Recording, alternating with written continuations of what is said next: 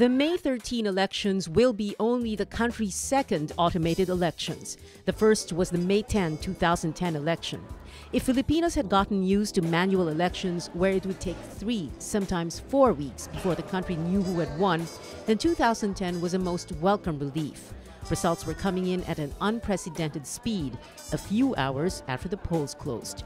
And in a country where no one loses an election and every loser was cheated, the unheard of happened. Presidential candidates were conceding so fast.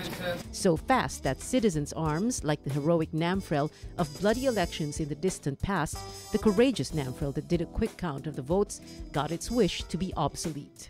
We had hoped we would be obsolete by 2001 or 2004.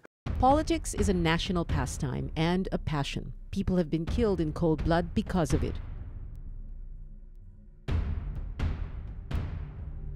Which is both strange and makes plenty of sense in a country that analysts have said a long time ago considers elections as safety valves, a way by which we let off a little steam every 3 years until it's time to go back to our everyday lives.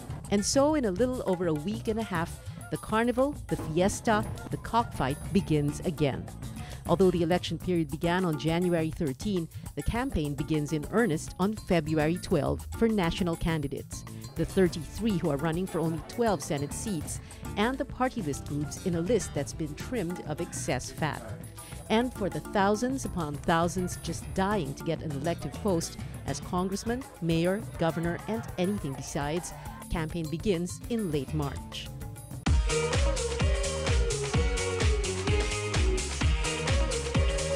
It's more fun in the Philippines.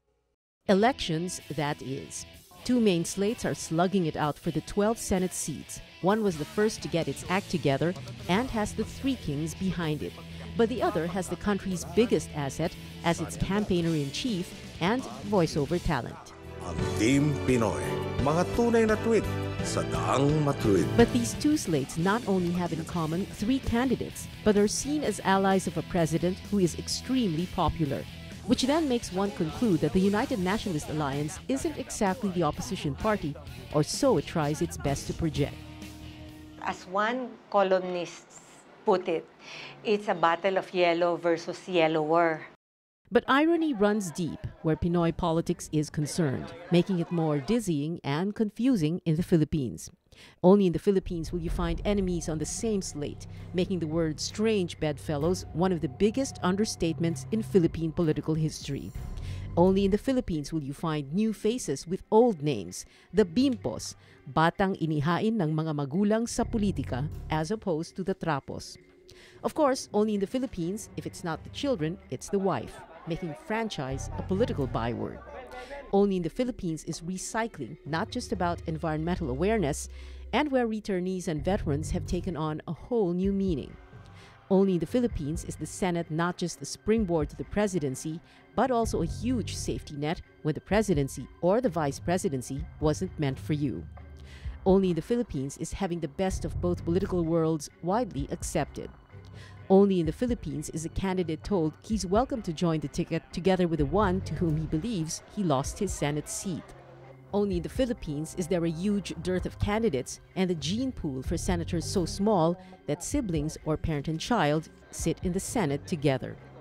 Only in the Philippines is name recall not always about you, but about your more famous relative.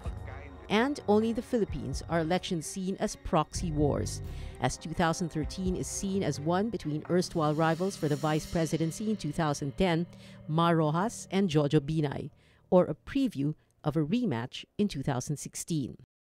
Then again, a candidate doesn't get voted into office unless we give him or her our vote. So much so that we've been told election after election to vote wisely, and to our dismay, don't find that name on the ballot. The Cablelink estimates that a projected 51 million Filipinos are expected to cast their votes on May 13. There is no official estimate yet for the number of new voters. Quite a number of them, though, as Pinoys are wont to do, registered, of course, at the very, very last minute. It's still going to be your friendly neighborhood PICOS machine you will encounter in your assigned precinct. When the polls close, the machine will count the votes. Canvassing of the election returns, the results of votes in the precincts, will be done at the municipal or city level. All local candidates will be proclaimed by local boards of canvassers, but the national candidates, senators, and party list will be proclaimed by the National Board of Canvassers, the Commission on Elections, sitting en banc. Some IT experts still insist there's something terribly wrong with the PICOS machines and Smartmatic, but the COMELEC says otherwise. In elections that have moved from antiquated and thoroughly fraud-prone to modern, quick, and fraud-free to a certain extent, from writing down names to shading ovals on a ballot, from taras to PICOS, the Filipino has come a long way.